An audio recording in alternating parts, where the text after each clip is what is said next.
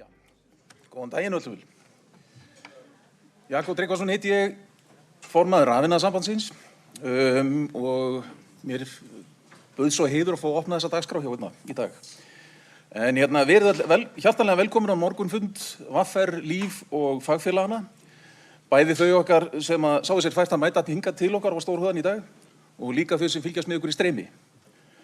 Yfirskrift fundarins eggið eða hænan og vísar spurningin að sjálfsögðu til Steffs sem hefur lengi fylgt íslenskri efnahags- og vinnumarkaðsumræðu. Endurtekin Steffs að launahækkanir þær sem samið í kjarasamningum séu það afl sem knýr fram verðlagshækkanir. Á þessu klifað, jafnvel þó oft á tíðum gangi erfiðlega að sýna fram orsakasambandið. En hverjir eru þó raunverulegi drifkraftar verðbólgu og verðlagshækkana?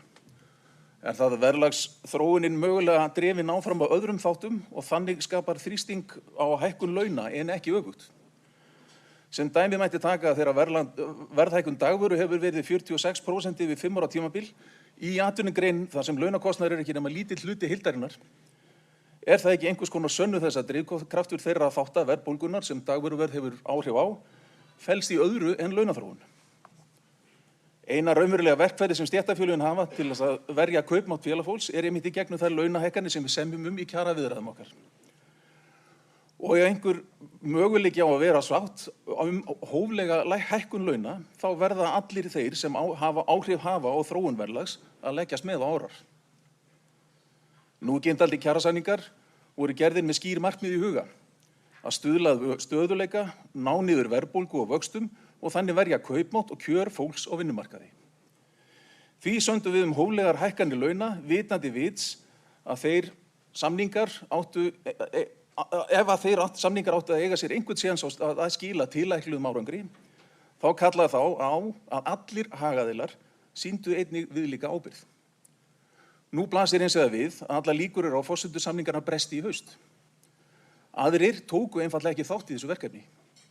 Verðbólgan þrálæt og sívaxandi byrðir lögð á heimili landsins þrátt fyrir okkar vegferð. Þetta segir okkur að kjarasamningar okkar eru ekki grunnhvati verðbólgunnar.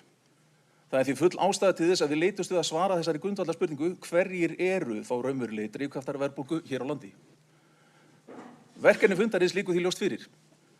Hvaða þættir hafa áhrif á verðmyndun á Íslandi? Er samkeppni nægjanleg svo hagsmunir launafólks séu tryggðir? Hvaða sögum má lesa út úr hagnaði fyrirtækja, arðsemi banka, þróun orkuverðs, gjaldskrárhækkun sveitarfélaga og öðrum þeim þáttum sem hafa áhrif á verðbólguþróun? Ég vænti þess að þessi fundur færi okkur ögn nær því að skilja að ábyrgðin á stöðugleika hagkerfisins getur ekki eingöngu verið hvílt á herðum launafólks.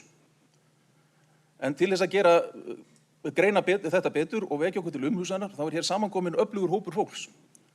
Viðar Ingvason, hagfræðingur VR, byrjar á að hitta okkur upp með erindi samspil verðlags og launa. Að því að loknu kemur Vilhjálmur Hjálmarsson, hagfræðingur Visku og ræðir verðlag á Íslandi. En Halla Gunnarsdóttir mun stýra þessari dagskrá og formaður VR og stýra dagskrá og pallborðsumbarum í framhaldi. Og okkar ágætu fyrirlesara fáum við þá til okkar tvo góða gesti. Páll Gunnar Pálsson, forstjóri Samkeppniseftirlitsins og Henný Hins, aðstoðarframkvæmdastjóri ASÍ, hér mætt til þess að krefja málið með okkur frekar. Með þetta fólk í brúnni engar líkur á því öðru en að dagskráin verði upplýsandi, lifandi og gagnleg og því ekki eftir neinn að bíða. Ég býð því Höllu að koma hér upp og taka við stjórn fundarins.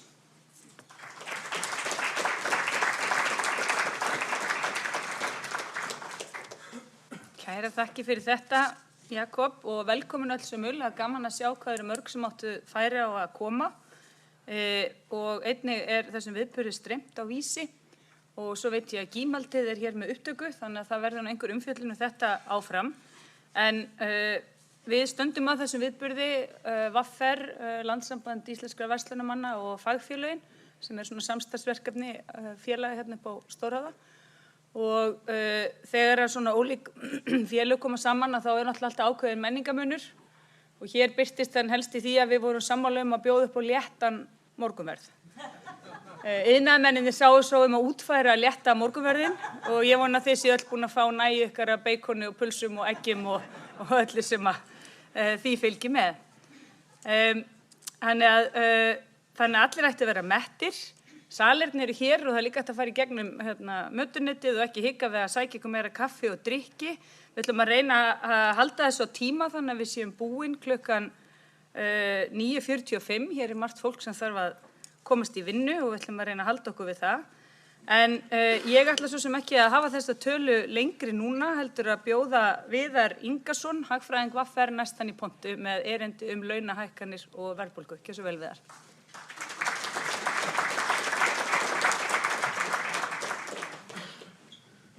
Góðan daginn. Mér er gaman að sjá hvað eru margir hérna vegna þess að við hagfræðingar eru oft ekki hávegum hafðir en það vil samt allir hlusta á okkur síðan þegar við segjum eitthvað. Ég ætla að fjalla launahækkanir og verðbólgu og svona aðeins að fara yfir það hvort kemur undan eggið að hænan og aðeins svona eiginlega mitt markmið í dag er að dýpka umræðuna. Það er ekkert eitthvað mikið nýtt þannig séð í þessu en það er eins og bara einn anginn fær alla sína athygli í umræðunni og okkar markmið er að dýpka umræðuna og varðandi það samspil milli launahækkana og verðbólgu. Þannig að með eggi og hænuna, mér hafa nú sagt að væru egginn inni en hænan væri farin þannig að það virðist vera ljóst í hvar áttina orsakasamhengi var. Þannig að en ég ætla að dýpka þetta aðeins. Það sem við heyrum aftur og þetta er þessi svona hefðbundna saga og hún hljómar líka bara ofboðslega vel. Launahækkanir, þetta er svona megin drifkraftur verðbólgu og sagan er í þessum þremur kössum sem er þá að launhækka sem er þá augljóslega kostnaðaraukning fyrirtækja. Fyrirtæki sem að halda fastri álagningu bregðast við með hækkun á vöruverði og afhlýst þá hækkun verðlags sem er þá mæling á verðbólgu. Og þessi einfalda skýring hljómar skynsamlega og hún er eiginlega aldrei dregin eitt í efa. Og kannski af ástæðu vegna þess að þessi saga hún gengur alveg upp. En hér vantar hins vegar að klára þá sögu sem hér er byrjuð. Og þannig að hér erum við eiginlega bara búin að segja hálfa söguna vegna þess að vissulega verðleggja fyrirtæki sig út úr þeim kostnaði sem að þau verða fyrir. Þau eru með álagningu ofan á einingaverð og annað en heimili, þau og þá bara vinnandi fólk, við erum líka verðleggjendur og við stöndum líka frammi fyrir kostnaði. Þannig að þegar verði búinu hækkar, þá hækkar kostnaður heimilina og rétt eins og fyrirtæki bregðast við hærri kostnaði með það hækka verð, þá bregðast heimili við með því að hækka sitt verð, en verð heimilina er það sem við köllum laun. Þannig að þessi átt frá hækkun á vöruverði hjá fyrirtækjum yfir í kröfu hærri laun er þessi átt er sjaldnast sögð og talað í umræðunni. Þannig að í rauninni er þetta ekki spurning það, er þetta bara frá launum yfir í verðlag eða er þetta bara frá verðlagi yfir í laun? Spurningin er pínuflóknari og hún er oft í báðar áttir, þessi áhrif og þau eru missterk og hraðinn getur verið mismikill. Og þannig að við ætlum núna að fara yfir á næstu glærum rannsóknir sem hafa verið gerðar bæði á Íslandi og erlendis. Þannig að ég er svona eiginlega að fara að setja mig í smá svona spor kennara og rifja það upp aðeins hvernig það er. Þannig að þið getið hins vegar ekki spurt mig fyrir og eftir og þannig ég ætla bara þá að klára þetta einhvers við þarna.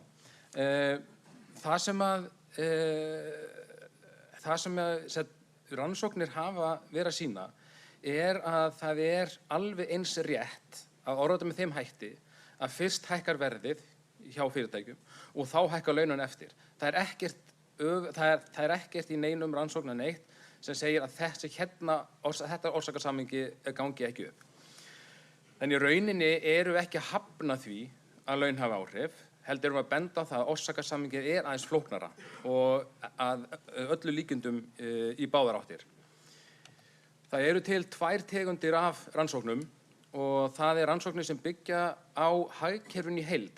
þá erum við að skoða launavísitölur, við erum að skoða verðbólgu, gengi krónunnar eða þá gengi allra gjaldmiðla í öðrum löndum, olíuverð og annað. Þannig að við erum að taka svona stóru myndina. Þetta er svona þjóðhagsleg sýn. Það eru til annar tegundar rannsóknum sem er þá meiri svona nærmynd. Þessar rannsóknir hafa ekki verið gerðar á Íslandi en það er til nokkuð af þeim erlendis og þá erum við að vinna með gögn fyrirtækja. Þá erum við að tala verð og launaákvarðanir og sölugögn og alveg jafnvel niður á einstaka vörur í einstökum fyrirtækjum. Þessi nærmynd, þegar svona búið að súmmera inn á eitt einstakt fyrirtæki, getur gefið töluvert öðruvísi niðurstöður heldur þegar horft á hagkerfið í heild. Og í rauninni er það þannig að báðar niðurstöðurnar eða báðar rannsóknaraðferðirnar þeir svo veikja þessa svona einföldu frásögn að sambandi sé fyrst og fremst frá launum yfir verðlag. Önnur tegundar rannsóknunar, hún veikir þetta með því að skoða í hver áttina á sig liggur og kemst þeir niðurstöðu það er svo oftast þá frá verðlagi yfir í launahækkanir. En hin tegundar rannsóknum, þá er nærmyndin, hún sýnir áhrifin eru oft svona hófleg og sem minni heldur en almennt mætti gera ráð fyrir. Það er í rauninni bara þessi þjóðhagslegu rannsóknir sem hafa verið gerðar hérna heima og við eigum eina rannsókn sem fékk alveg ágætustu athygli hér árið frá honum Ásgeiri Daníelssyni, þetta er fyrrum forstöðumaður rannsóknar og spádeildar Seðlabanka Íslands og hann gaf út rannsókn það í hvaða þá áhrif launahækkana á verðlags og svona hvernig sambandið er þarna á milli. Þessi rannsókn var að einhver leyti svona kannski, ég ætla ekki að segja endilega mistúlkuð, en það var svona kosið að segja aðeins hálfa söguna, þannig að við ætlum að klára þá sögu hér eins og hægt er. Tvíþætt niðurstaða hjá honum Ásgeiri Daníelssyni. Það var annars vegar það og það var svona sem ég fékk mestu athyglina að þegar við talaðum skamstíma, skammur tími í hagfræði er oft illa skilgreindur en við getum miðað kannski 1 ár, að þá tókst honum ekki að finna neitt samband frá launahækkunum yfir í verðbólgu. Sem sagt engin tölfræðileg mælanleg áhrif. Aðal niðurstaðan var sú að verðbólgan ræðist af þá innfluttu verðlagi, þetta var erlendri verðbólgu, og gengi krónunnar. Þetta var svona gróflega niðurstaðan til skamstíma hjá honum. Hins vegar, og þarna kemur hluturinn sem við teljum að hafa verið svolítið mistúlkaður, að það er áhrifin til langstíma. Að rannsóknin hans var með 3 þætti. Hann var með verðbólgu á Íslandi, hann var með laun á Íslandi og innflutningsverð. Þegar ég segi laun á Íslandi þá er ég að tala um launahækkanir umfram framleiðni. Af því að innan hagfræðinnar, hér kemur svona kennara hluturinn í kynningunni, að framleiðni, það er bara hversu mikil afköst við erum með hvern einasta klukkutíma, hversu mikil verðmæti við framleiðum á hverja klukkustund. Og í rauninni ætti ekki að hljótast nein verðbólga af því ef að launahækkanir hækka í takt við framleiðni. Þannig að hans rannsóknur ekki launahækkanirnar sjálfar, heldur launahækkanir umfram framleiðni, þannig að því sé haldið til haga. Og niðurstaðan hans er svo að verðlag á Íslandi, laun umfram framleiðni á Íslandi og innflutningsverð, þetta þrennt getur ekki annað en haldist í hendur yfir langtímabil. Einhver getur spurt hvað er langtímabil, það er sjaldnar skilgreint en við getum þess að hugsa 5-10 ár, einhvað svona í þá veru. Þarna byrjar pínu svona, mér minnir mig úr umræðinu á þessu tíma, að þarna var þá gripið á lofti og var sagt, ok, við getum ekki hækka laun, endalaust verðlag mun fylgja eftir. Það er vissulega niðurstaðan, en það kláraði enginn að segja söguna að verðlag getur heldur ekki hækkað án þess að laun munu á endanum fylgja með. Og það er nákvæmlega niðurstaðan úr þessar rannsókn er það að þessi 3 þættir, þeir geta ekki annað en fylgst af yfir tíma.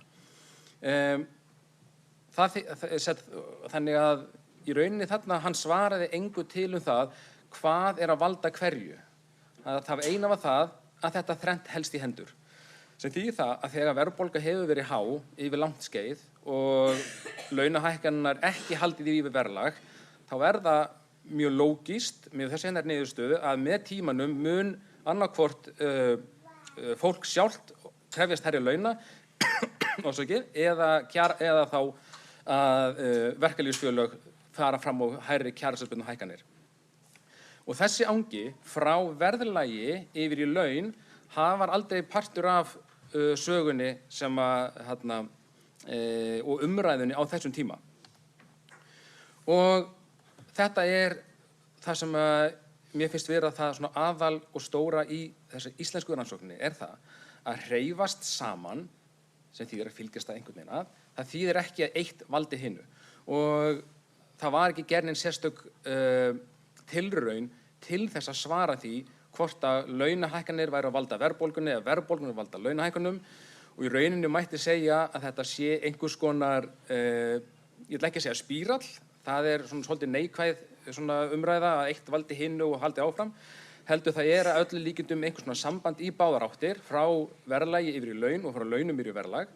Og mér finnst að þetta þurfi að vera upp á borðinu í umræðunni, að fólk átti sig á því að það þýðir ekki að tala að launahækkanir valdi verðbólgu, þess vegna þurfa verkalýðsfélögin alltaf að passa sig. Það líka að verðlagshækkanir valda því að það sé farið fram á hærri launahækkanir. Þannig að það í rauninni þessi svona niðurstaða sem má draga úr rannsókninni hans að þetta fylgistað og samband eflaust í báðar áttir. Og það nefnilega þannig að í kjaraviðræðum, nú ég búinn að vera á því sviði í 12 ár, að þá það stundum þannig að þegar kemur að þessu, að þá stundum verið að horfa í baksýnisspegilinn. Hver hefur verðbólga verið þegar við erum að velta fyrir okkur hversu mikið ætti að semja um.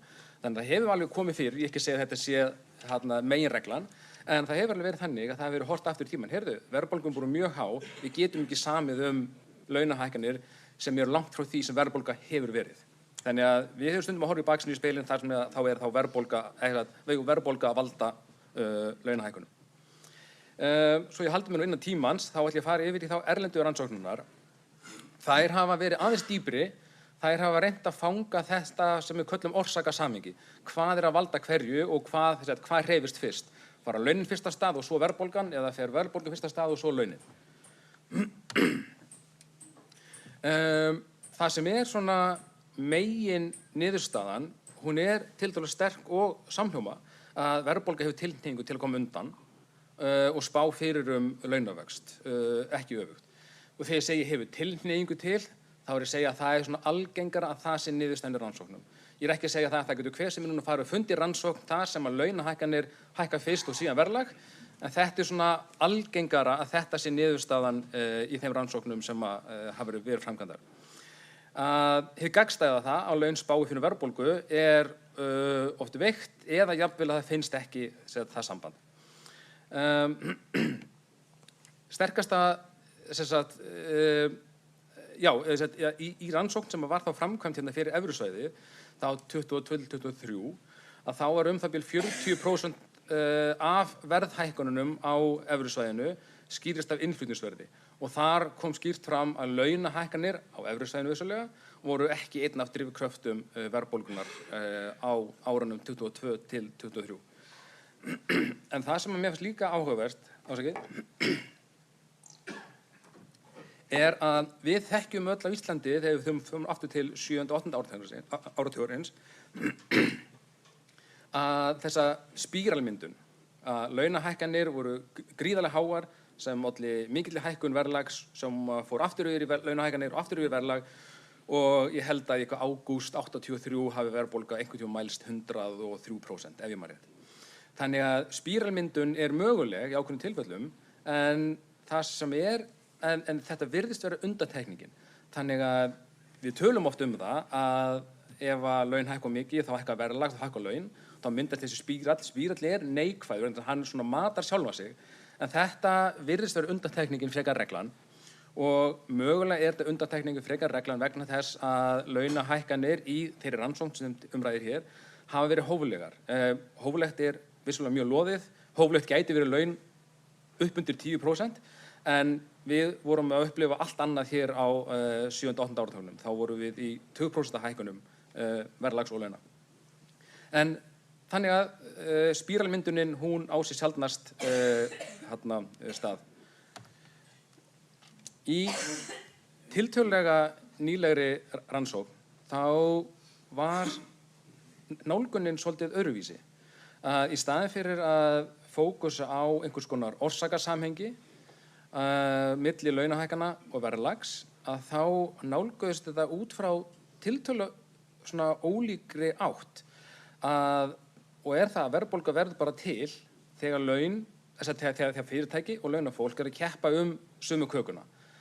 Það var engin leið, þetta var tiltölu óhefðbundin svona hagfræði líkun sem að þeir studdust við og niðurstaðan bara svo að fyrirtæki, þeir verja framlegð sína, það sett álagninguna ofan á einingaverð hjá sér, en launafólk það líka að verja sín lífskjör og í rauninni þá geta báðir aðilar ekki fengið sitt fram samtímis, þetta ósamrýmanleg krafa að báðir að verja sín lífskjör og auka þau og að fá stærri bita af kökunni þá að fyrirtæki líka að verja sína framlegð.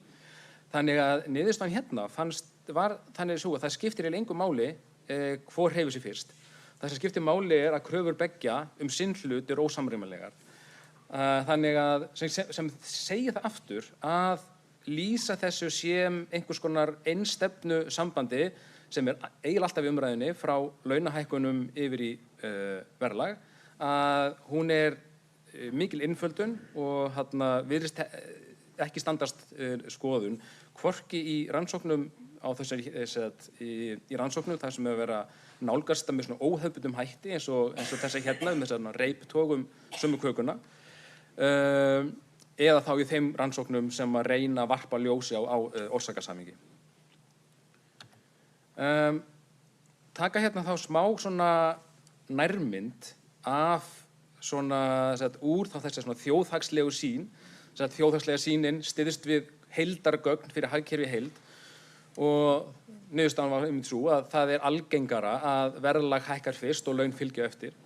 En ef við tökum þá upp svona stækkunarglerið og kíkjum á einstök fyrirtæki að þá sú niðurstaða sem liggur fyrir að þegar laun hækka þá hækkar verð en áhrifin lítil. Hérna ætla ég að leggja alveg ofur áherslu á þau orð og það sem kemur fyrir og ég hef búin að feilleta nú hérna á einu staðnum og vantar að feilleta í miðjunni. Hér verið að tala hækkun lágmarkslauna hérna. Það verður að koma skýrt fram. Hér var tekin fyrir matvöruverslun. Þar var 10% hækkun lágmarkslauna sem leiddi til 0,36% hækkun á matvöruverði. Þegar ég las þessa rannsókn þá fannst mér þetta svo ótrúlegt að ég þurfti að kafa að dýpra ofan í hana, mér fannst það ekki passa. Þangað til að ég áttaði mig því vissulega að innan matvörukeðjunnar starfa fleiri heldur en þeir sem eru á lágmarkslaunum. Þannig að fyrir að fyrsta eru þá kannski ekkert svo margir endilega á lágmarkslaunum mögulega þarna, sem þýðir að lítill hluti af heildarlaunakostnaði fyrirtækisins eru þeir sem eru á lágmarkslaunum, sem að skýrir að einhver leyti hvers vegna þessi hérna áhrif eru svona lítil.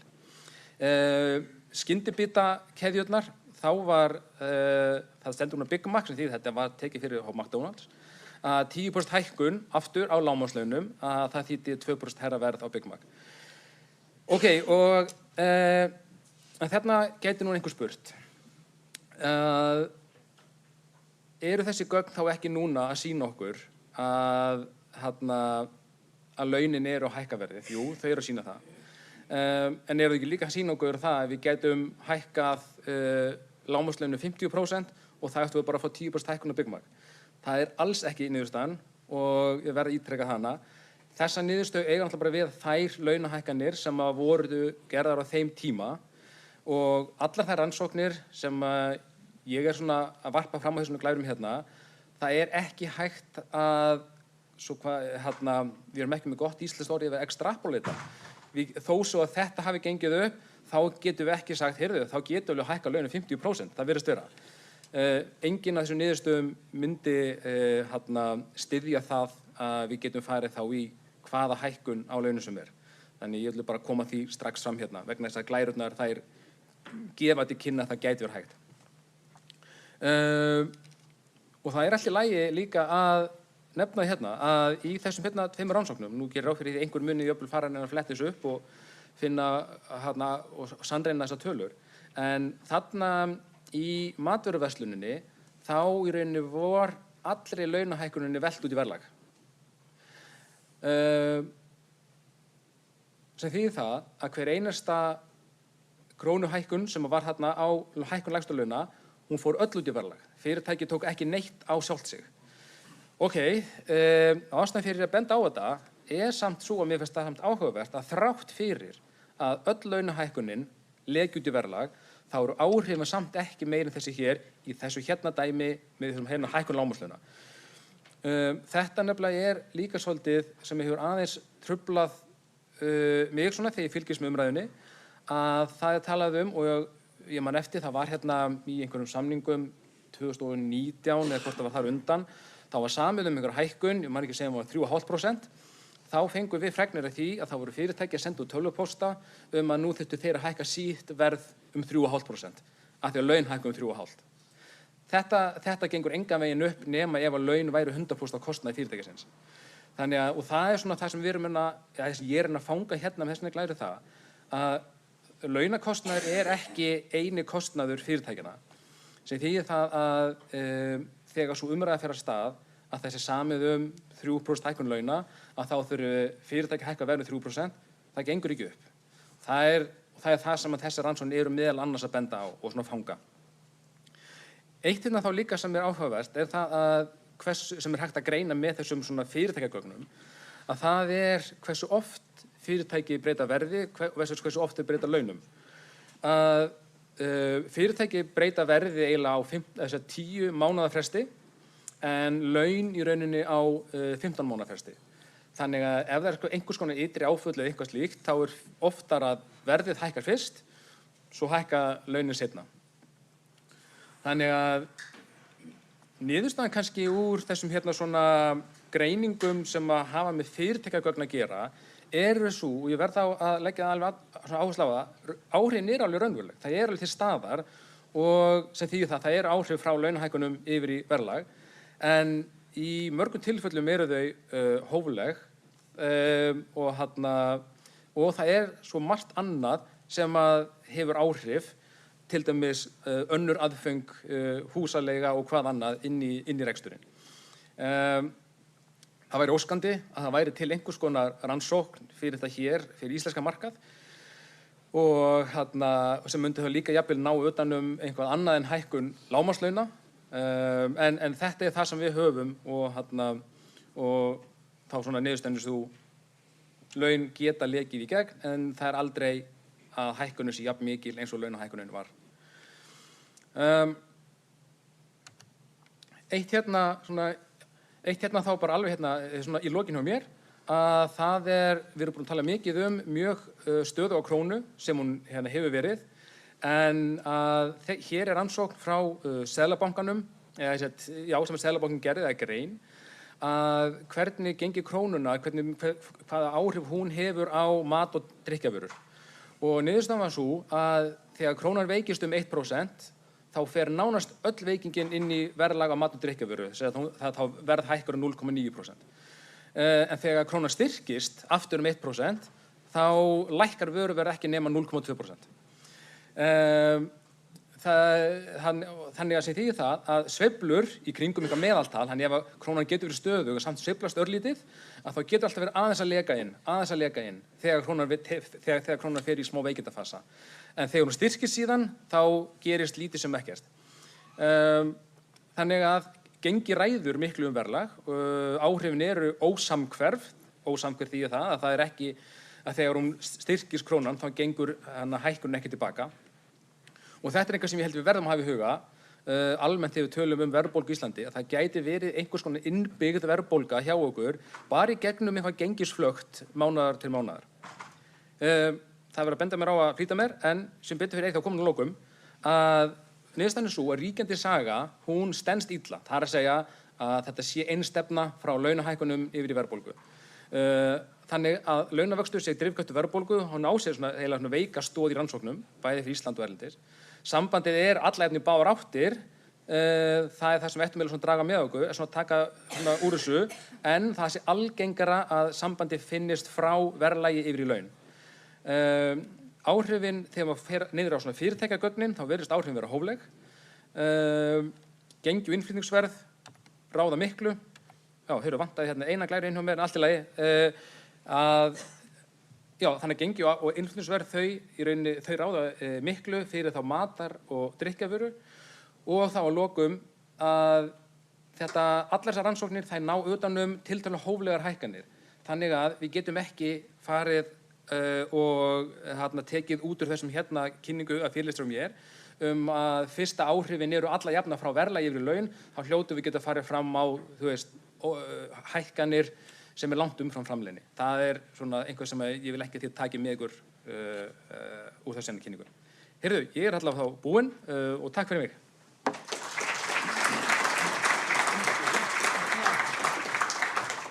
Bestu þakkir fyrir þetta, Viðar, og þá ætla ég að bjóða næstan upp Vilhjálm Hilmarsson sem hagfræðingur Visku og hann ætlar aðeins að fjalla verðlag á Íslandi. Gjörðu svo vel.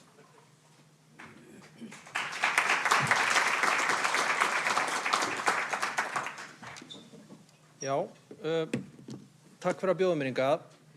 Ég var að viðurkenna yfir kynninguna áðan á verkefni þessa fundar, þá fékk ég svona pínu þögult taugaáfall.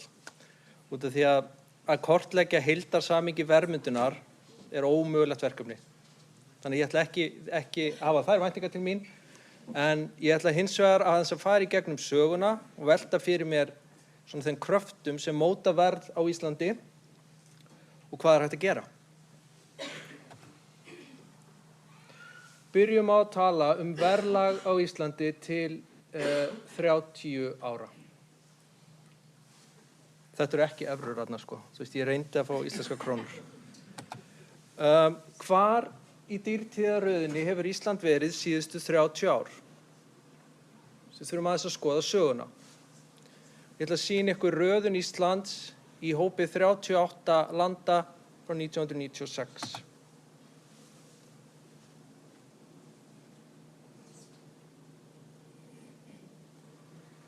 Sko, eins og þið sjáið, þá rokkar fyrsta lagi raungengi og mælikvarða launa mikið, verðlag rokkar ofboðslega mikið, laun rokka mjög mikið, allt sem mótar framleiðslukostnaðinn, gengi krónunar og svo framvegis. Og ég kem aðeins inn á það eftir, sko, hvað skýrir þetta?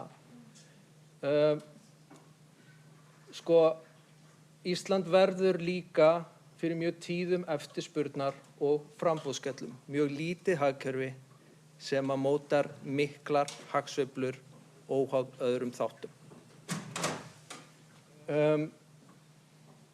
Og þetta er skemmtilegt, sko, ég hef svo gaman að svona sögulegum ritum. Ég hef oft sýnt, sko, hagsögu þjóðarinnar frá 1850 og það eins og jarðskjálftaritt. En svo mismunandi hvernig við hjá verkalýðshreyfingunni og atvinnulífinu túlkum svona myndir. Atvinnulífið myndi segja við sem samkeppnishæfist hérna. Þarna fer raungengi og mælikvarða launa mjög lágt niður og launahlutfallið. Þannig að verkalýðshreyfingin myndi segja sögulega lágt launahlutfall og viðsnúningur á bökum launafólks. Svona getum við séð hlutina mismunandi augum. En eins og við sáum á myndina áðan, þá höfum við rokkað, við erum alveg frá 2016-17 svona í öðru sæti við dýrustu löndin yfir í fyrsta. Við erum þarna uppi. Við erum dýrt land og munum vera áfram. Nú, hversu dýr höfum við verið miðað við 27 lönd Evrópu að meðaltali?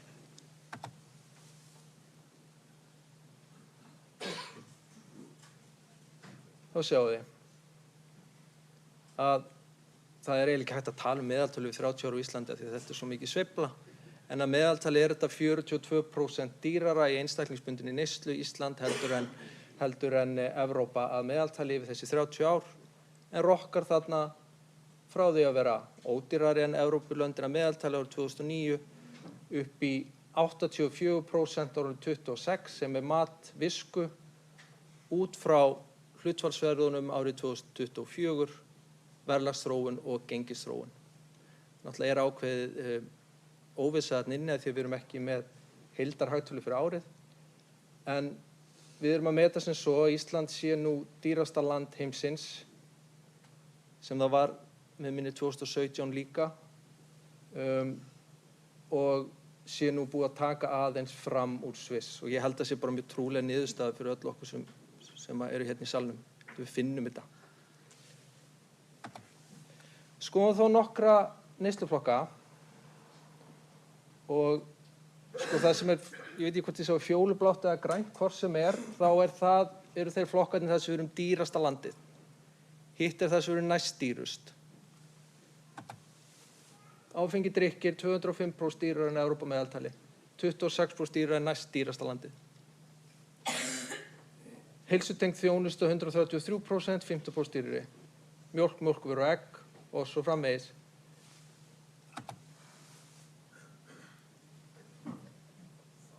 Hvítað eru næst dýrust. Við fyrir ekki það? Já, við erum bara mjög dýr. Og eins og ég fer kannski yfir og eftir, sko, það margt sem skýrir þessa dýrtíð. Jú, við erum með hæsta launakostnað innan Evrópu. Það að hluta sem skýrir það að við erum óhjákvæmilega með hærra verðlag en annars staðar. En það ekki allt. Áfengi drykkir, skattar, farþegaflutningar, mikið til fákeppni, líka kostnaðar óhagræði, korn og kornvörur, kjöt, grænmeti, tollar. Þú veist, það mjög margt sem skýrir þetta. Staða launafólks. Sko, það eiginlega búið að banna mér að nota gervigreind, en það sem enginn frá Visku í salnum, þá ákvað ég bara að go all in, sko. Þannig að ég bað gervigreindinu að sýna mér típiskan atvinnurekanda og típiskan verkalýðsleiðtoga. Og það agalegt, en ég ætla samt að láta þetta bara vera. Gervigreindin sé típiskan atvinnurekanda sem Henry Ford og einhvers konar Bad Mao og Stalin sem verkalýðsleiðtoga. Þú veist, hennar túlkun, sko. Hvað myndu þið segja við þessu röfli mínu? Þýðingarlaust að tala bara verðlag, laun eru há og kaupmáttur mikill. Há laun þýða hátt verðlag, gott og vel. Verkalýðsleiðtogi myndi náttúrulega aldrei segja þetta, en það minn draumur að hann myndi segja þetta. Ekki svo einfalt vinnur, skoðum kaupmátt tímakaupsins. Því að þið eru búin að sjá hérna land sem 84% dýrara en Evrópa að meðaltali, en launin eru líka hæst. Þannig að ég ætla núna að sýna ykkur kaupmáttarvísitölu tímakaups í nokkrum löndum fyrir skatt. Ísland með bara svipaðan kaupmátt í tímakaupinu og Evrópa. Heilt yfir. Noregur með miklu hærri kaupmátt 30%, Danmörk 26%, Þýskaland og svo framvegis. Þannig að heilt yfir hagkerfið vegna margra þáttar sem ég ætla aðeins að færa yfir hérna. Og ég ætla bara að kenna jafn mikið í salnum, sko, því að það ekki eitt sökudólkur hérna. Þá erum við bara svona að skila svipuðum kaupmátti á tímakaupið og önnur lönd Evrópu. Hins vegar vinnum við meira sem gefur okkur meiri tekjur og svo framvegis, sko. Lífið er alveg gott á Íslandi, en það dálítið meira í svona krafti mikil stugnaðar heldur en hás tímakaups. Af hverju erum við svona dýr?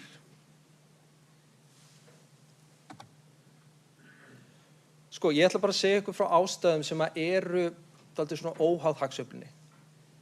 Því á Íslandi þá verðum við fyrir miklum framboðs- og eftirspurnarskellum sem svona yfir hagsveifluna eiga það til að þrýsta verðlagi mjög hátt.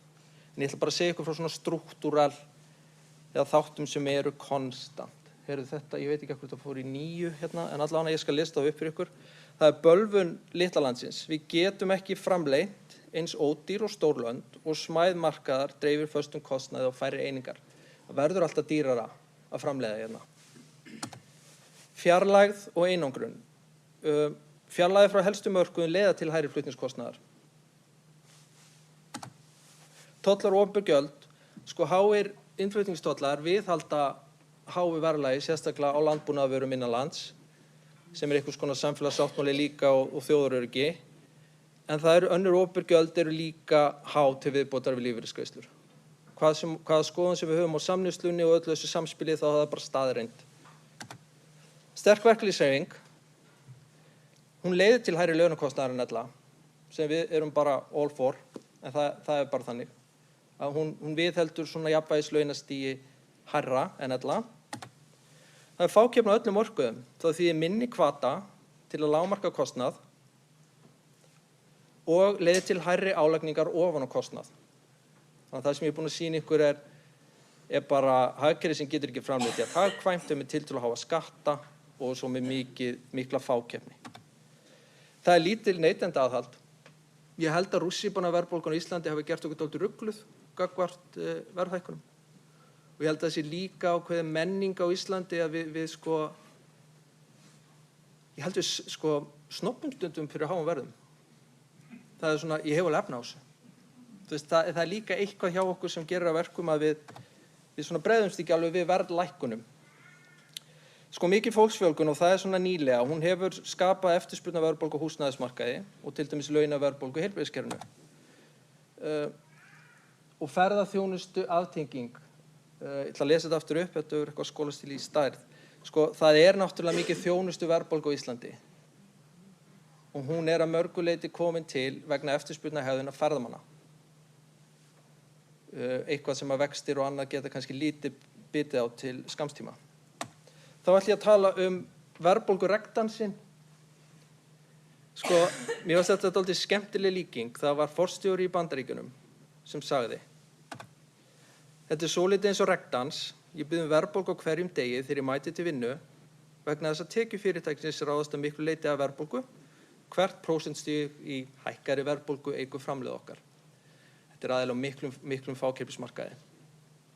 Þarna er hann að lýsa aðstæðum aðila í fákeppni þegar mikil verðbólga verðbólguvæntingar eru á uppleið og það er svona dálítið verið að svona fríræta ef ég sletti á ástandinu.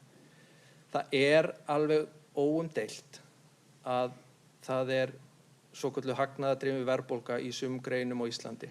Við getum kallað það markaðsvald þeirra sem er í fákeppnisstöðu.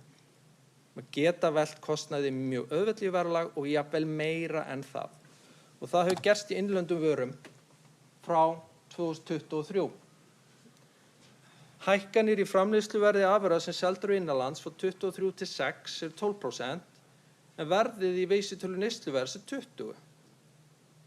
Og munurinn á hækkunum milli framleiðsluverðsins og verðbólgunnar er þá hærri álagning að meðaltali heilt yfir.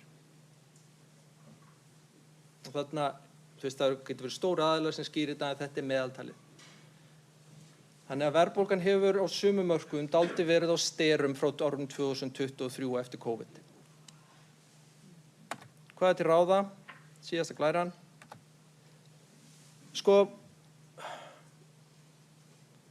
Það væri gott að efla samkeppniseftirlit þegar kemur að samrunum og samráði. En þú getur bara gert ákveðið mikið með markað sem er ekki að breytast. Að efla eftirlitið endalaust gagnvart litlum hópi mun ekkert hafa það mikið að segja. Það er meira að reyna að laða erlenda fjárfestingu.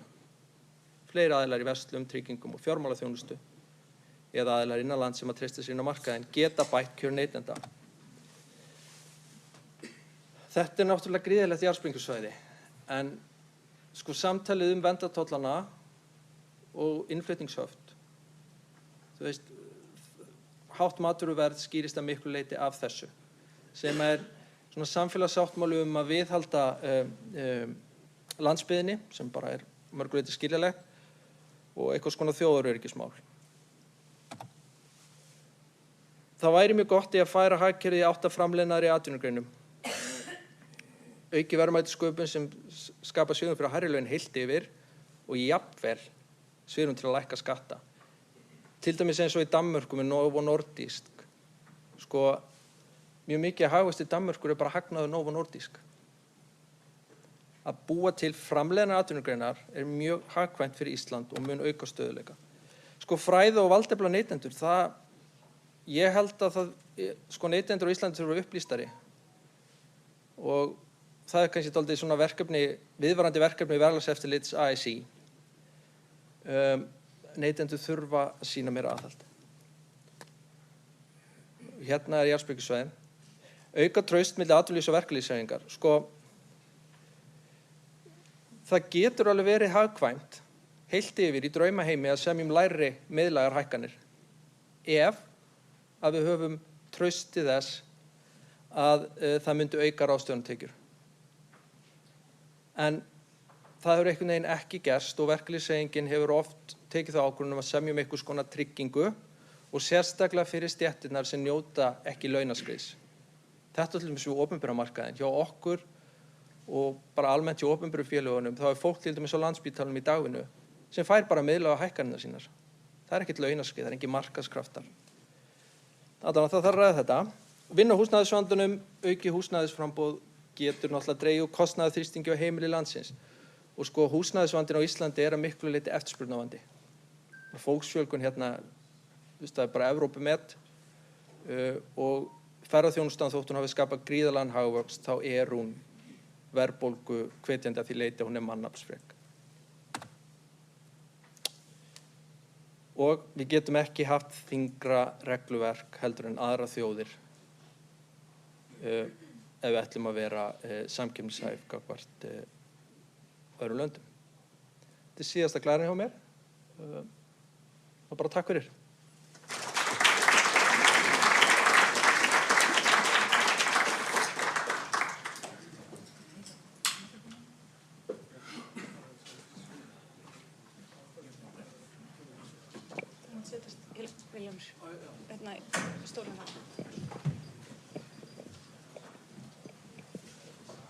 Við þökkum kærlega fyrir þetta erindi og nú eru þátttakendur í pallborð að fá sér sæti. Það verður tækifæri fyrir spurningar úr sal. Eins og það heyrið þá ég aðeins rám. Það ekki bara vegna þess að ég var á norrænni ráðstefnu VR-félaga á Norðurlöndunum, þar sem að það talin mikilvægur þáttur í norrænni samvinnu að fara á karaokebar. Heldur ég með hósta en ég reynir nú mitt besta til þess að heyrist í mér. En ég held að sé mikilvægt að halda svona fund og að það er gríðarlega mikilvægt núna þegar við stöndum frammi fyrir forsendubresti kjarasamningi í haust að við skiljum hvað við erum að tala og við reynum að nálgast einhvern stað þar sem við höfum einhvers konar sameiginlegan skilning á því hvernig verðbólgan verður til. Og ég hef sagt það að ef að einhver gefur okkur eina skýringu á því hvað veldur verðbólgunni, þá það annarkvort bara blúsandi pólitík eða viðkomandi veit ekki hvað hann að tala um. Því að þetta náttúrulega mjög flókið samspil og það skiptir mjög miklu máli að skilja það til þess að geta tekist á við hana, því annars hætt á að aðgerðir, samstarf, hvað það sem við gerum, það missi algjörlega marks. En ég var náttúrulega, við vorum með ákveðin væntingarstjórnun og vandamál gagnvart þessum fundi með því að hafa yfirskriftin eggið eða hænan. Ég var farin að fá spurningar út úr sal, bara hvort koma á undan, eggið eða hænan. En ég er ekki viss að geta svarað því eða hvort hvað. En mér langar aðeins að heyri þér, Páll, og byrja hjá þér í Samkeppniseftirlitinu. Nú erum við búin að heyra umræður verðlag á Íslandi og þið voru nú að birta svona umræðuskjal og ykkar síðu í gær. Þannig að okkur langar svona aðeins að heyra frá þér bara þetta umræðuskjal og síðan hvað þyrfti að gera til þess að tryggja svona öflugari samkeppni og sérstaklega á þessum sviðum sem að skipta launafólk máli. Já, takk fyrir að bjóða mér og takk fyrir þessar ágætis kynningar. Það eru varpa bara ágætu ljósi á þetta og rýma svolítið við það sem okkar tilfinning svona heilt yfir. Kannski byrja á því bara að rifja upp það sem að Vilhjálmur fór ágætlega yfir áðan. Við búum við fákeppnisumhverfi á flestum sviðum. Það lítur að svona ástæðurnar fyrir fákeppnisumhverfinu eru þetta stærð hagkerfisins, lega landsins, gjaldmiðlinn, hann augljóslega hefur áhrif. Í öllum mínum störfum frá því ég kom út úr skóla þá hef ég talað við erlenda aðila fjárfestingar á Íslandi og það gjaldmiðlinn sem hræðir erlenda fjárfestingu hvað mest, það verður bara að segjast. Við erum með tolla sem vernda innlenda framleiðslu. Stundum án nokkurra raka en stundum með einhverjum rökum. Og svo erum við í þessu litla samfélagi með mjög sterka hagsmunagæslu og hún hefur alveg gríðarleg áhrif og það er ójafnvægi þeirri hagsmunagæslu. Þið getið bara farið inn á vefgátt stjórnarráðsins þegar að vera undirbúa frumvarp og séð hverjir hafa afl og möguleika á því að hafa áhrif á lög og reglur á Íslandi. Það er ekki neytendur, það er atvinnulífið og stjórnmálin hafa ekki einhvern veginn náð að díla við það jafnvægi. Allt þetta skapar aðgangshindranir sem að þýðir þá að það er erfitt að komast inn á flesta markaði á Íslandi og fyrirtækin sem eru þar innan, þau vilja ekkert alltaf fá mikla breytingar. Aðgangshindranir, atvinnulífið talar stundum gullhúðun, það gleymir stundum að nefna að gullhúðun á regluverki, hún er sjálfsbrottin að stóru leyti og hún kemur oft á tíðum í gegnum hagsmunabaráttu þar sem að þeir sem eru starfandi á markaði, hvað sem það eru fyrirtæki, stundum verkalýðssamtök líka, er að búa til girðingar og varnir fyrir sitt fólk og sín fyrirtæki. Fyrirtækin sem er þá starfandi, þau vita mjög mikið hvert annað, verðsamkeppnin slævist, en það er eitt sammerkt með fyrirtækjum í fákeppnisumhverfi, þau upplifa öll mjög mikla samkeppni. Runólfur FIB situr hér úti í sal og hann man eftir viðtölum og samtölum við stjórnendur olíufélagana hérna fyrir síðustu aldamót. Þeir upplifðu mjög mikla samkeppni og fyrirtækjastjórnendur í fákeppnisumhverfi, þeir upplifa erfitt rekstrarumhverfi. En þeir búa ekki við umhverfið þar sem þeir verða að reka fyrirtækin sín betur.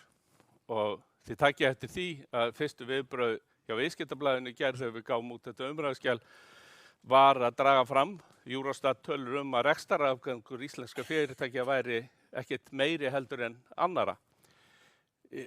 Mögulega er það rétt á sömu sviðum. Mögulega sjáum við samt ágætis rekstrarafgang á mörgum fyrirtækjum sem eru neytendaþjónustu. Kjarni málsins sá að samkeppni snýst ekki bara verð, hún snýst gæði og þjónustu, en hún snýst líka að fyrirtæki sem að búa í samkeppnisumhverfi, þau verða að reka fyrirtæki sín betur. Þannig að fara að bera saman rekstrarafgang algjörlega út úr kú við þessar aðstæður. Fyrirtæki sem búa við fákeppnisumhverfi, hvað þá einokun, þau hafa enga hvata til þess að reka fyrirtæki sitt betur. Og við sjáum í fákeppnisumhverfi að fyrirtæki fara þá að keppa kannski í flottheitum í meiri þjónustu. Ef þið keiri í borgum í Evrópu og þess vegna út á land, hvar sem takið ykkur bílaleigubíl, hefur ekki sproppuð spurning hjá ykkur, hvar allar bensínstöðvarnar, sko? En þess að við erum svo vön að sjá bensínstöðvar út allt, sko. Nánast hvergi jafn mikil þéttleiki á bensínstöðum. Það er ennþá verið að bæta við bensínstöðum á Íslandi. Sama með dagvöruverslanirnar. Við tölum lágvöruverslanir en þetta er að verða alveg þokkalega high-end verslanir margar hverjir og þeim að fjölga og fjölga. Þannig að samkeppnin hún sprettur út í þessu, hún sprettur ekki út í því að reka fyrirtækin betur, fækka afgreiðslustöðum, draga úr kostnaði og lækka verð. Það er stóri vandinn. Og þegar við erum að fást við gögn fyrirtækja og við höfum aðgang að þeim, það er ekki upplifun okkar svo af þeim gögnum að launin séu eini vandinn, sko. Það er ekki þannig. En þetta er flókið mál og að þú nefnir umræðuskjali, þá er þetta umræðuskjal svona upptaktur af stærri athugun, þar sem við ætlum að funda með fyrirtækjum á dagvörumarkaði og skoða ýmis atriði eins og verðmusmun, það er að segja það að litlar verslanir fá frá byrgjum miklu hærra verð heldur en stærri verslanir. Við ætlum að skoða líka samhliða innflutning og hvort að það séu girðingar og óeðlilegar hindranir gagnvart því. Við ætlum að skoða þróun álagningar bæði hjá smásölum og byrgjum og afurðastöðum líka.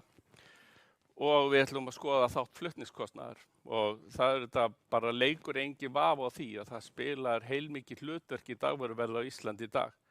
Að í hruninu þá ákvæðu stóru flutningafélögin í Íslandi að hafa með sér samráð og fyrirtæki sem voru miklu rekstrarerfiðleikum náðu að velta þeim erfiðleikum á neytanda á öllum sviðum.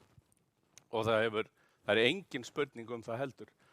Að svo ákvörðun löggjafans á Íslandi 2004 varðandi mjólkurafurðastöðvar og svo 2024 varðandi kjötafurðastöðvar að kippa samkeppnislögum úr sambandi hvað varðar eftirlit með samrunum og samráði.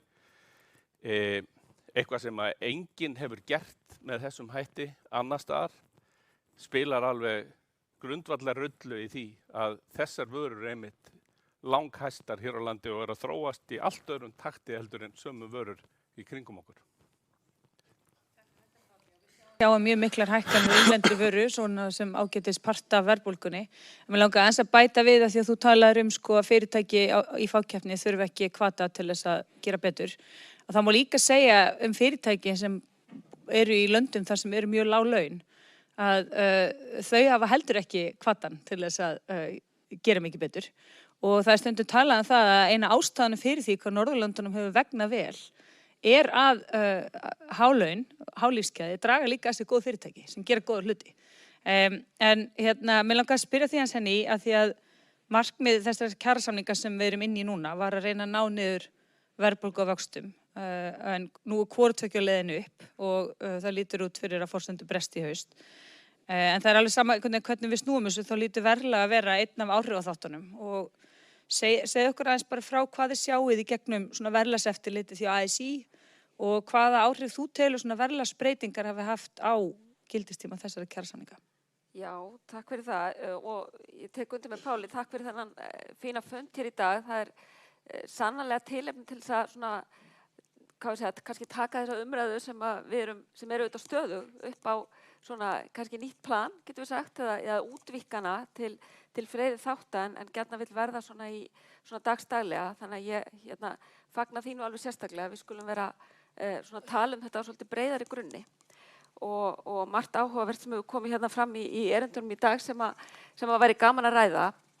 En ég skal reyna að halda mér inn á þessari braut sem að þú nefnir. Já, við erum vissulega í þessu stöðum, svo hér hefur komið fram bæði þínum máli og hjá Jakob í upphafi. Það voru gerðir þessir kjarasamningar sem að náðu náttúrulega til alls meginþorra vinnumarkaðarins snemma árinu 2024 með þessu megin markmiðum að ná niður verðbólgu á vöxtum. Og við svona sáum þá fyrsta ári samningsins að þá þokaðist þetta allt sem hann miskust í rétta átt þó að við höfum nú kannski talið að það hefði mátt ganga hraðar og við höfum gagnrýnt meðal annars opinbera aðila og ýmis stórfyrirtæki fyrir það að hafa ekki staðið nægilega vel að baki markmiðunum og hækka verð hjá sér umfram þar sem að við töldum tilefni til. Hins vegar svona núna síðasta hálfa árið þá hefur þetta allt, getum við sagt, farið á verri veg og við í raun og veru virðumst hafa festst í verðbólgu sem talsvert umfram þar sem að þessi markmið gerðu ráð fyrir og eins og þú nefnir núna allt útlit fyrir það að þegar við metum forsendur í lok ágúst að við verðum með verðbólgu umfram markmið. Verðlagseftirlitið, því hún nefnir það sérstaklega, það er auðvitað og það má kannski segja það að við erum nú í þessari umræðu samhengi launa og verðlags. Það er auðvitað margt mjög sérstakt að verkalýðshreyfing skuli reka verðlagseftirlit og þetta þykir svona alþjóðlega svona athyglisvert. Ég hef ekki ennþá hitt neinn erlendan kollega okkar sem að stendur í þessari starfsemi. En það má kannski segja að þessi umræða hér í dag, hún speglar kannski svolítið ástæðuna fyrir því að verkalýðshreyfingin hefur ákveðið að hafa þetta sem hluta af svona sinni reglulegu starfsemi, getum við sagt, og það má rekja þetta mjög langt aftur. Það eru til mjög gömul gögn frá Dagsbrún þar sem að félagar í Dagsbrún eru að sinna verðlagseftirliti í verslunum á Íslandi og auðvitað bara margt af því sem að hér hefur verið nefnt varðandi svona markaðsaðstæður, auðvitað stöð okkar sem lítið land með svona ytri aðstæður sem geta verið flóknar, auðvitað fákeppnismarkað og svo framvegis, auðvitað skýrir þetta að mjög mörgu leyti. Að við erum það er svona,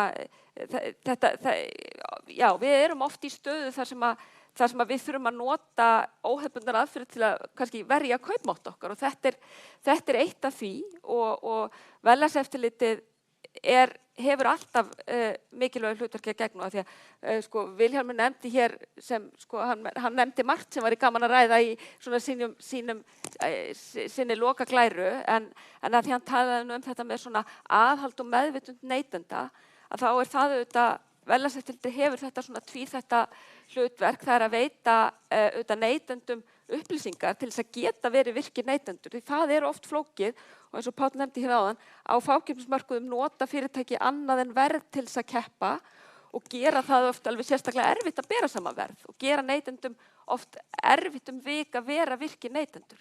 Þannig að það bara, það með ákveðinni meðvitund getum við sagt að það verið að reyna að rugla okkur í rýminu með ýmsu þessar miklu verðsveiflur sem við þekkjum þó að mörgum þykir þetta kannski ekki hóflegt með við það sem verið hefur marga áratugi áður þá samt sem áður svona óstöðuleiki í verðlagi hér á landi veldur því að meðvitund neytenda önnur og það flóknara að vera virkur neytandi og svo auðvitað þetta aðhaldshlutverk því að Samkeppniseftirlitið hefur auðvitað gríðarlega mikilvægu hlutverki að gegna en þetta mikilvægt svona, samspil verðlagseftirlits og samkeppniseftirlits.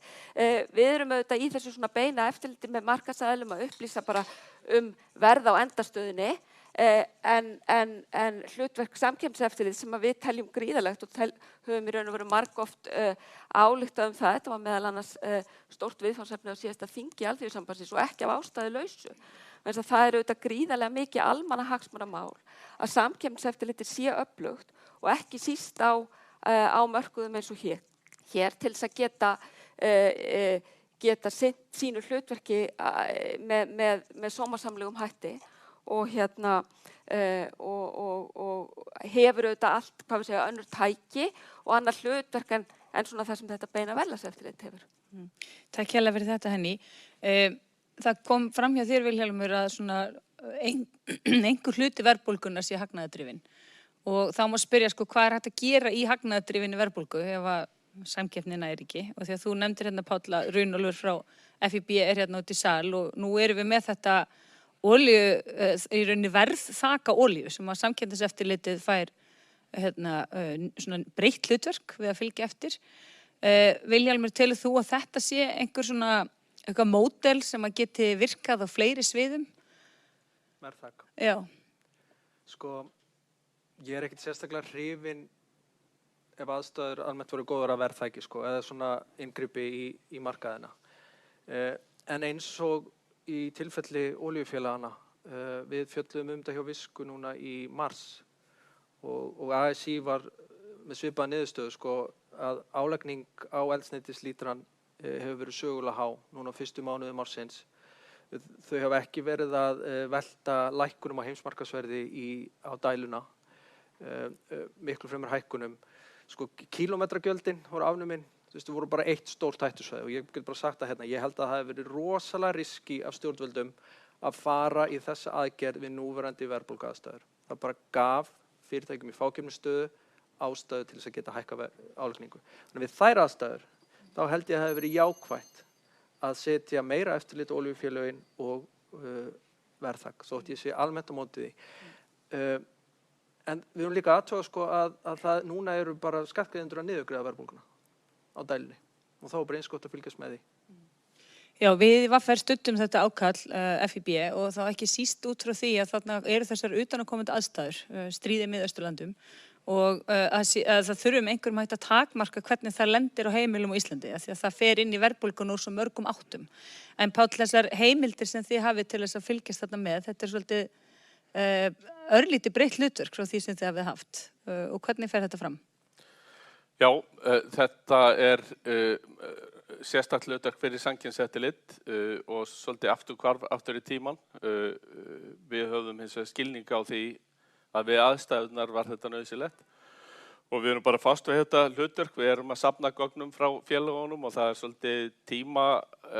svolítið tímalag í gögnunum, þannig að við erum ekki komin á það stað sem að sumir virðast vera opinberlega í opinberri umræðu að fullyrða að hækkunin hafi skilað sér. Í fyrsta lagi erum við að skoða aðeins betur hvað gerðist rétt fyrir lækkunina. Það skiptir máli og svo er þetta hlutverk okkar á þessu tímabili sem að lækkunin á að vara að skoða hvernig álagningin þróast. Og vonandi er þetta einfalt verk en þetta er flókið vegna þess að gögnin eru mismunandi milli félagana og þau nálgast hlutina og hugsa á aðeins með mismunandi hætti. Okkar von er svo að það gerist hér sem að gerist oft við svona breytingar að fyrirtæki ákveða að keppa og það verður aldrei nein spurning það að lækkunin sé skilað. Við höfum eftir að sjá það gerast en vonandi verður það í sumar, við sjáum til. Varðandi þetta hlutverk almennt og hvort að það sé skynsamlegt, þá getur þetta verið nauðsynlegt sem einhvers konar neyðarhemill en kemur aldrei í staðinn fyrir samkeppni og samkeppniseftirlit. Þannig að þess að verðlagseftirlit hjálpar ekkert við hvatana fyrir fyrirtæki að reka sig betur og hagræða og svo framvegis. Verðlagseftirlit miklu statískara og lítur bara að einhverjum svona lágmarkskröfum verðlagsþróun. Þannig að það kemur aldrei í staðinn fyrir það og það er aldrei skynsamlegt að setja öll eggin í þá körfu fyrir samfélagi í dag vegna þess að þá segjum til dæmis ef að hagsmunaöfl næðu tökum á eftirlitinu, þá slagurinn algjörlega tapaður, sko. Takk fyrir þetta. Ég ætlaði núna að opna á spurningar eða athugasemdir úr sal. Það er ekki míkrafónn í salnum, þannig að hlífa ykkur við því að ég þurfi að endurtaka fyrirspurningar. Þá ég sem bara verða fréttakonan sem ég einu sinni var og bara rölta með mækinn. Þannig að má að bjóða einhverjum að spyrja að taka til máls. Signý, gerð svo vel. Já, ég er svo sem ekkert búin að hugsa en mér finnst bara svo skrítið að sitja hérna núna í júní 2026 og vera að ræða verðbólgu af hálfu verkalýðsfélaga og við erum ekkert að tala það sem framundan að kjósa aðild að Evrópusambandinu. Ég veit bara, ég varð að koma með þá athugasemd inn. Mér finnst svo skrítið að verkalýðsfélög á Íslandi séu bara ekkert að ræða þetta mál. Ég meina allt sem þið eru með á glærunum. Þið getið bara ímyndað ykkur hvers konar áhrif, hvað var Páll að segja áðan? Þú veist, bara hvað að okkur eiginlega? Fyrirgefðu, ég var bara að koma með þess athugasemd, takk. Ég hefði mátt giska og þetta kemi. Takk fyrir Signý. Eru fleiri? Já.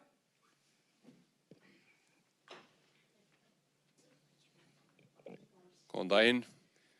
Magnús heiti ég. Takk fyrir prýðilega kynningar áðan.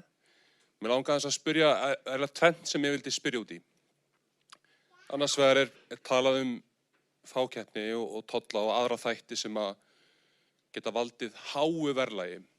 Mér langaði bara svona aðeins að heyra ykkar vangaveltur það hvernig þessi þættir og aðrir stuðli að viðvarandi hækkunum á verðlagi. Vegna þess að það ljóst að fákeppni og tollar hækki verð og valdi kannski háu verðlagi. En það kannski ekki alveg ljóst hvernig það veldur viðvarandi hækkunum á verðlagi sem verðbólga. Því hátt verð getur bara verið eitthvað jafnvægisástand og jafnvel bara mjög ákjósanlegt ástand. Og hitt sem ég langaði að heyra svona vangaveltur ykkar hlutverk hins opinbera og Seðlabankans í þessu samtali.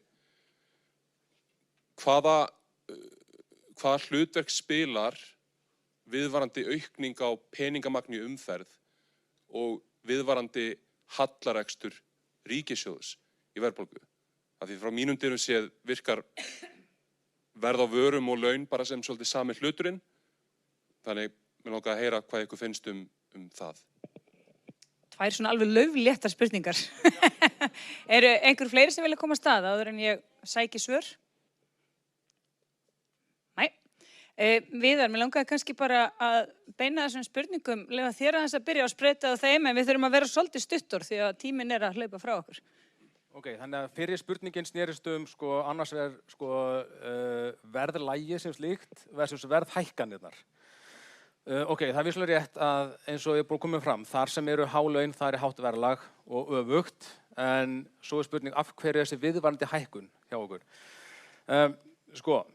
Það er oftast verið að leita af alltaf einhverju einni ástæðu, en það er sjaldnast eitt svar. En það sem ég kom með inn á glærurnar mínar og ég hefði þess vilja að það væri meira í umræðunni. Ég er alveg sammála því, það er búið að vera mikið skrif undanfarið að gengi krónuna sé tiltölulega stöðugt í samanburði við aðra gjaldmiðla. En það að vera stöðugt í samanburði við aðra þýðir ekki að það sé endilega mjög stöðugt. Evran sveiflast gagnvart krónunni, 140 upp í 550 og er svona í kringum 145 kannski. Allar þessar sveiflur, í það minnsta með greiningu Seðlabankans, að þegar krónan veikist, þá lekur inn í verðlag, þegar hún styrkist, þá gerist ekki neitt, eða lítið. Þannig að ég held að þetta sé eitt af því sem gæti stuðlað að því að það er stöðug verðhækkun á innfluttum vörum vegna þess að það er þessi ósamhverfu áhrif milli gengishækkana og gengisveikinga. Þetta er eitt svarið, myndi ég halda. Seinni spurningin snerist þátt, eða hvað var það? Það varandi útgjöld ríkisins og verðbólgu. Já, peningamagn í umferð. Peningamagn í umferð, það flækist tölvöld mikið. Þá þetta komið með mismunandi svör frá mismunandi hugmyndafræðum innan hagfræðina. Þannig ég ætla að svara frekar hallarekstri. Það er alveg viðtekið að við tölum oft með hagfræðingar að hallarekstur auki eftirspurnarþrýsting, heildar eftirspurnarþrýsting í hagkerfinu og af eftirspurnarþrýstingi hljótist hærra verð. Ég vil oftast grípa einhver rannsóknir þessi efni og það verðist vera eins og að kannski útgjöld ríkisins almennt séu ekki endilega drifkraftur af verðbólgu. Og þá er meina svona almennt. Þannig að ég kannski, þó svo ég tali hvorki fyrir hallarekstrinni að skila afgangi, því ég hef ekkert þannig sér skoðun á því í samhengi við verðbólguna, vegna þess ég held þess ekki stór þáttur. Vilhjálmur? Ég ætla að enda á spurning að svara hvað er að okkur, bara örstutt, en byrjaði aðeins á það sem þú varst að segja.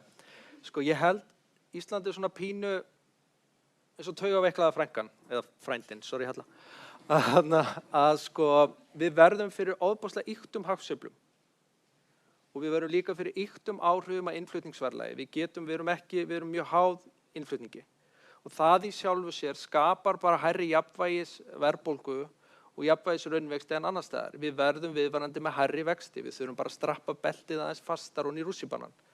Þannig að það er það. Það er ákveð áhættu álag sem fylgir krónunni og það er líka þannig að ég held við séum óöguð og þetta er eitthvað sem ég hef dálítið áhyggjur af í sambandi við Evrópusambandið og við erum bara að spyrja okkar fólk hvað þeim finnst, við höfum ekki alveg heimild til þess að vera með einhverja afstöðu hjá Visku, en ef við ætlum að fara inn í Evrópusambandið, við myndum líklega njóta góðs að læri tollum til skamstíma stöður í gjaldmiðli og svo framvegis. En þá þurfa stofnanirnar og vinnumarkaðurinn og fleiri að taka við hlutverki krónunnar, sveiflujöfnunar hlutverki krónunnar. Við erum líka bara mjög óöguð þjóð í öllu. Sjáið þið til dæmis eins og hvað ríki gerir, og það er ekki þessi ríkisstjórn, það er bara allar ríkisstjórnir, með þetta signal verðhækkana sem er alltaf 1. janúar. Þú veist, ríkið er að knýja áfram verðbólguvæntingar ítrekað með hvernig það haga sér. Það er svona dæmi agaleysi sem er á Íslandi og veldur því einhvern veginn að við erum með ýktari verðbólgu heldur en önnur lönd og svo er það hagsveiflan. Ég held ég sé búin að svara eiginlega hvað er að okkur. Ég held við séum agalaus og dálítið óöguð þjóð en samt með svona hátt kaupmáttastig. Samt æðisleg. Best í heimi. Páll. Já, ég ætlaði bara kannski að svara spurningunni hvað að okkur, sko, þar segja, sko, fyrsta lagi þá það ekki, sko, Evrópusambandið eða ekki Evrópusambandið fjölþætt spurning og þau viðfangsefni standa mjög mörg langt utan við verkefnasvið samkeppniseftirlits og það hefur ekki skoðun á. Samkeppniseftirlitið hefur hins vegar samkvæmt lögum það hlutverk að benda stjórnvöldum að leiði til þess að efla samkeppni. Og það augljóst að í fákeppnisumhverfi og litlu hagkerfi þá gríðarlega mikilvægt að draga úr öllum aðgangshindrunum. Það að vera með sama gjaldmiðil eins og nágrannalönd myndi hafa mjög mikið það að segja að nýir fjárfestar kemur hérna inn og að opna markaði og draga og auka þannig samkeppni. Það væri ekkert samkeppniseftirlit á Íslandi og það væri ekki samkeppnislög á Íslandi ef við værum ekki aðilar Evrópska efnahagssvæðinu. Það algjörlega kristaltært í mínum huga eftir að hafa starfað í þessu lengi. Hagsmunaöflin á Íslandi það sterk að á öllum sviðum sem að standa utan við EES-samninginn þá tekst hagsmunaöflum að búa til girðingar. Skýrasta dæmi þetta eru undanþágur fyrir afurðastöðvar í landbúnaði sem að nota bene að koma bændum til lengri tíma ekki til góða, þau koma sannarlega ekki neytendum til góða heldur og ekki atvinnugreininni heldur. Þannig að þess að farið bara út í verslun og kaupið ykkur hálfan hrygg. Það gerir það ekkert venjulegt fólk nema til hátíðabrigða lengur því miður, sko. Þannig að aðgangshindranir vandamál í íslensku samfélagi og allar leiðir til þess að draga úr þeim þurfum við að skoða mjög alvarlega. Takk fyrir þetta, Páll. Já, bara klappar. Það ýmislegt að okkur, Henný, hvað að okkur? Ég veit ekki hvort ég treysti mér í bílanagreiningu hérna á þjóðinni, en ég held að það sé alveg ljóst að þessar 2 síðustu spurningar sem komu hér séu tilefni til frekari fundarhalda.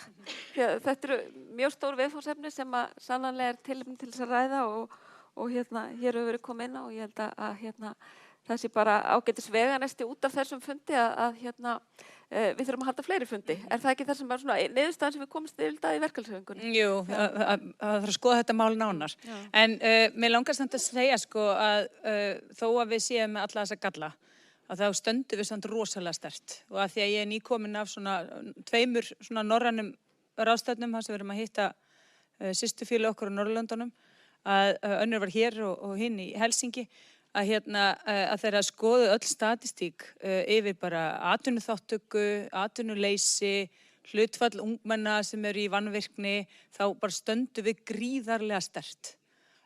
Og við erum með, það eru ákveðin svona grunnþættir á okkar vinnumarkaði sem að við erum öfunduð af. Og ef að við ætlum að gera breytingar, sem eru auðvitað full ástæða til að gera því við erum líka með stórar áskoranir, að þá ætlum við að verja þessa þætti gegnum það. Við ætlum ekki að fara að byrja að gefa afslátt á því öllu saman og sunga okkur niður þar í vonum að hlutirnir verði einhvern veginn betri hinum megin við hornið.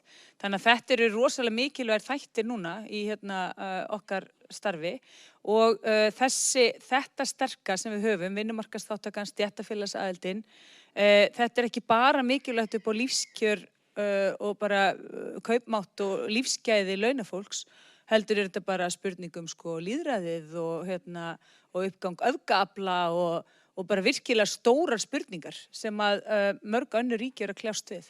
Þannig að við höfum eitthvað dýrmætt í höndunum og við þurfum að verja það. En þessi viðburður hefur verið bara mjög upplýsandi. Það engin, við ætla að slíta honum vegna þess að fólk þarf kannski að komast, en það ennþá kaffi og bara endilega staldriði við og spjöllum. Þetta eru stórar spurningar sem hefur verið varpað fram hérna í dag og virkilega svona áhugavert innlegg bæði frá okkar fyrirlesurum og pallborðsþáttakundum. Ég þakka ykkur kærlega fyrir að taka þátt og ykkur öllu fyrir að koma.